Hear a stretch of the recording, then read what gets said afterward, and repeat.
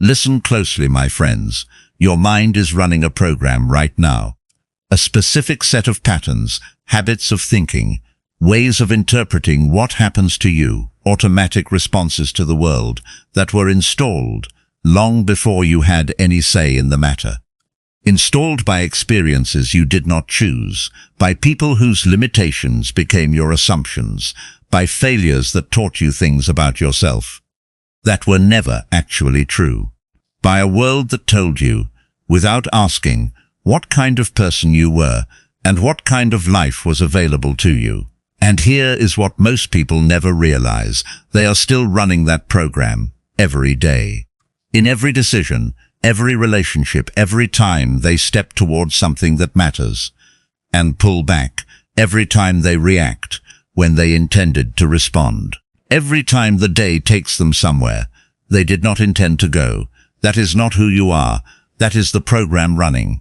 And programs, unlike character, can be changed, not overnight, not with one insight, not with a single video, but with the deliberate daily practice of 12 specific habits that the Stoics built their entire philosophy around. Habits that, applied consistently, do not just improve the day. They rewire the mind. They change what you automatically think, what you automatically feel, what you automatically choose when life presents its inevitable tests. And today, those 12 habits are yours. Marcus Aurelius did not wake up extraordinary.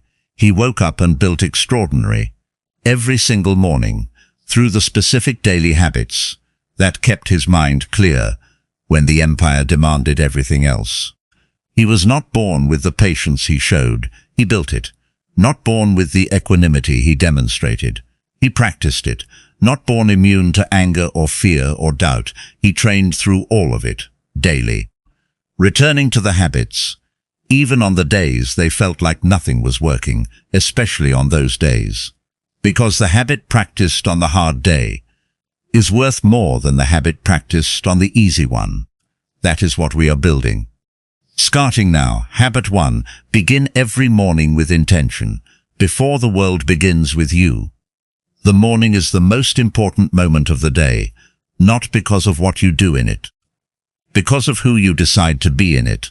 Before the phone, before the news, before anyone else's urgency has colonized your attention. Before the day has made a single demand, there is a window, usually 5 to 10 minutes, where the mind is available, uncontaminated, genuinely yours. And most people hand that window away immediately, to the notification, to the scroll, to the anxiety that begins the moment the outside world gets access. The Stoic habit is different. In that window, before anything else, ask one question. Who do I want to be today? Not what do I want to achieve. Not what is on the list. Who, what quality, what character, what version of yourself do you want to bring to the moments that test you today? Marcus Aurelius did this every single morning. He prepared. He decided. He set the intention before the empire arrived to test it, and the intention set in the quiet held him through everything that came after. Set yours every morning before anything else. Habit 2. Journal, not to record, to examine. This is the habit that changed Marcus Aurelius. Not the governing, not the philosophy. The journal, the private daily act of sitting with himself and asking honest questions. Where did I lose myself today? Where did I act from fear instead of values? Where did the emotion drive when the reasoning should have? What did I avoid that I should have faced? The journal is not a diary. It is not a record of events. It is an examination, the specific practice of looking at the day, honestly, without self-punishment, and seeing clearly what is there. And the thing that is seen clearly can be changed. The thing that is never examined keeps running. 10 minutes every evening, 3 questions. Where did I do well today? Where did I fall short? What do I choose tomorrow? That is the practice. That is how Marcus Aurelius built the most examined mind in recorded history. Not through genius, through the journal. Habit 3. Practice voluntary discomfort. Every single day, this habit is the one most people skip, because it sounds unpleasant, and it is deliberately. The Stoics practiced voluntary discomfort, the deliberate choice of the harder option, not because they enjoyed difficulty, but because they understood something profound. The mind that is never tested by discomfort becomes dependent on comfort, and the mind dependent on comfort is the most fragile mind possible.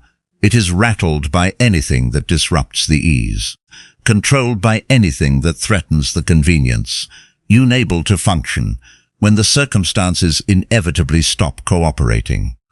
But the mind that regularly chooses discomfort, that takes the cold shower, that does the difficult thing first, that speaks the uncomfortable truth, that pushes past the resistance, before the resistance pushes it back, that mind builds something.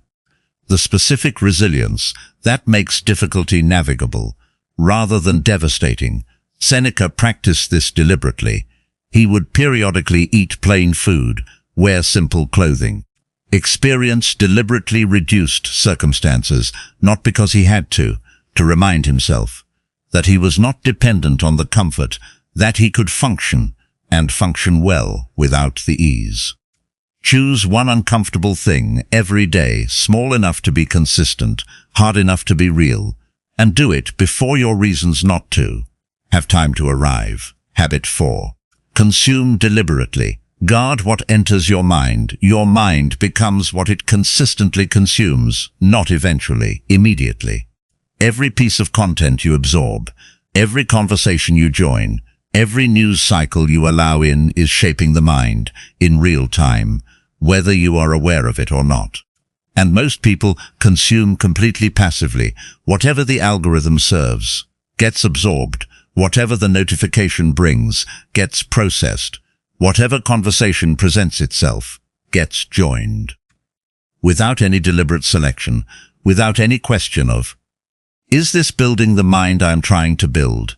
Or is this feeding something I am trying to move away from? Seneca wrote, associate with people who are likely to improve you.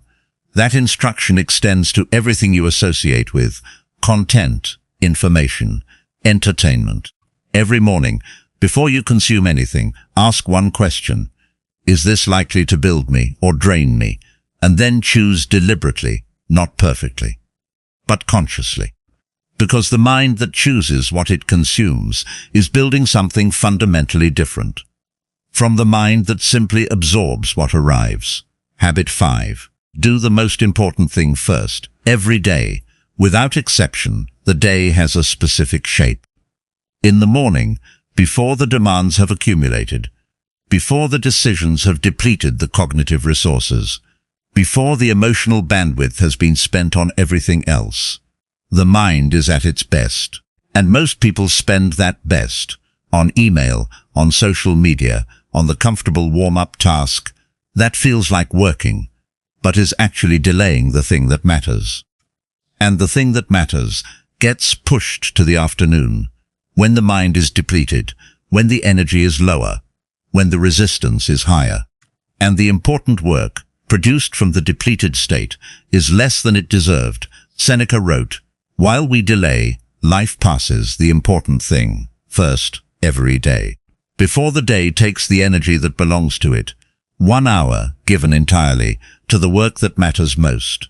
That hour, protected daily, produces more than 3 scattered hours ever could. Habit 6. Practice the view from above.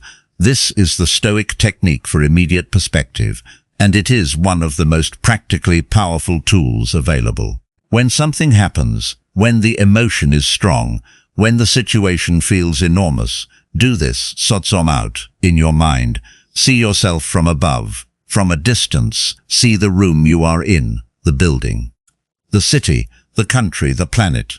And from that perspective, ask how significant this specific situation is, not to dismiss it, to see it clearly.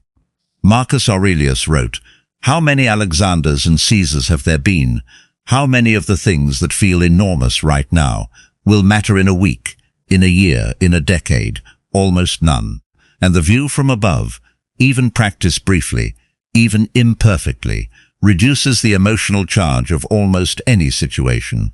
not because the situation changes, because the perspective changes. And perspective is always within your control. Habit 7. Practice negative visualization daily. This sounds dark. It is not. It is one of the most life-affirming practices available. Here is what it is. Every day, for just a few minutes, deliberately imagine not having what you have, the person you love, not there, the health you have, gone, the work that is going well, ended. The ordinary, comfortable day.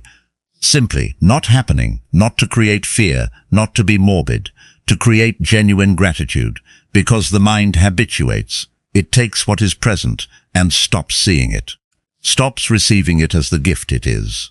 And negative visualization, the deliberate contemplation of absence, restores the sight, returns the genuine appreciation for what is already here. Seneca wrote, "Never say about anything, 'I have lost it.' Only, 'I have given it back.' The practice of imagining giving it back makes the having extraordinary, even when the thing being had is completely ordinary. Habit 8. Respond, never react. This is the habit that protects every relationship, every opportunity, every version of yourself that you worked hard to build, from being undone in a single reactive moment. Between what happens and what you do about it, there is a space. Sometimes it feels like a fraction of a second, but it is always there, and in that space, your entire freedom lives. The Stoics called the practice of inhabiting that space the ruling faculty, the part of the mind that observes and chooses rather than just fires. Here is the practical habit before every significant response. 3 breaths, 3 seconds. Long enough for the reactive brain to step back and the reasoning brain to step forward, not forever. 3 seconds, that is all the gap needs. Marcus Aurelius wrote, "How much more harmful are the consequences of anger than the circumstances that aroused it?" 3 seconds between the circumstances and the consequences. That is the habit. Build it in the small moments, and it will be there in the large ones. Habit 9. Review your day honestly every evening, not to celebrate, not to punish, to examine. Marcus Aurelius did not just journal in the morning, he examined the evening. He went back through the day, looking at it clearly, not through the distortion of ego or the distortion of self-criticism, but honestly, where did I live from my values today? Where did I not? What did today reveal about where my practice still needs to go? And then he decided, tomorrow, this is who I will be. This is the specific thing I will do differently, not a vague intention. A specific decision made in the evening, held in the morning. That cycle, evening examination and morning intention, is the engine of genuine change. Not dramatic change, incremental, daily, consistent. The kind that compounds until the person examining the evening is genuinely different from the person who started examining. Habit 10. Build something every day, even if it is small. This is the habit that gives the days meaning, because here is what the Stoics understood, and what modern psychology confirms. The life that produces genuine happiness is not the comfortable life. It is the meaningful one. And meaning comes from building, from contributing, from the daily investment in something that grows because you gave to it. A skill, a relationship, a body of work, a practice. Anything that is genuinely yours and is incrementally more today than it was yesterday, because you showed up. Epictetus said, "First say to yourself what you would be, and then do what you have to do." The doing is not the big dramatic action. It is the small daily building. 1 page, 1 practice, 1 honest effort every day. That is not small. That is everything. Habit 11. Connect genuinely, at least once every day. The Stoics were not isolationists. They believed deeply in the human community, in the specific value of genuine connection, not the performed connection of social media, not the surface contact of 100 acquaintances, the specific depth of being genuinely with another person, understood and understanding, present and felt as present. Seneca wrote, Retire into yourself as much as you can, but also associate with those who will make you a better person. The balance is everything, the inner work and the outer connection. One without the other is incomplete. Here is the habit every day. Find one moment of genuine connection, not a long conversation necessarily. A real one, where you are actually present, actually interested, actually willing to be honest, and receive honesty back. That one moment, every day, is more nourishing than 100 surface interactions. And it is the specific practice of the examined life, lived in relationship. Habit 12. End every day by returning to gratitude. This is the habit that closes the loop, that returns the mind, after everything the day put it through, to the specific place where the Stoics always came back, the recognition. That despite everything, despite the difficulty, the frustration, the moments that did not go as intended, there is still something genuine, something worth acknowledging. Not the big things. Not the life philosophy gratitude. One specific real thing, from today, that was genuinely good. Marcus Aurelius wrote, "When you arise in the morning, think of what a precious privilege it is to be alive." Bring that thought back, at the end of the day, to breathe, to think, to enjoy, to love. The day that is ending, even if it was hard, even if it tested everything, contained all of those things.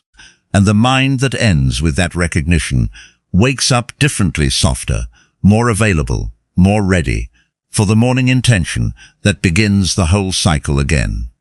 So here are the 12 habits. Begin every morning with intention, journal to examine, not just to record. Choose voluntary discomfort daily. Guard what enters your mind. Do the most important thing first. Practice the view from above. Practice negative visualization. Respond, never react. Review your day honestly every evening. Build something every day. Even if it is small, connect genuinely, at least once. End with gratitude. Always. 12 habits. None of them dramatic. None of them requiring special circumstances. All of them available. Tomorrow morning, in the ordinary life, you are already living. And here is what they do together. They do not just make the days better.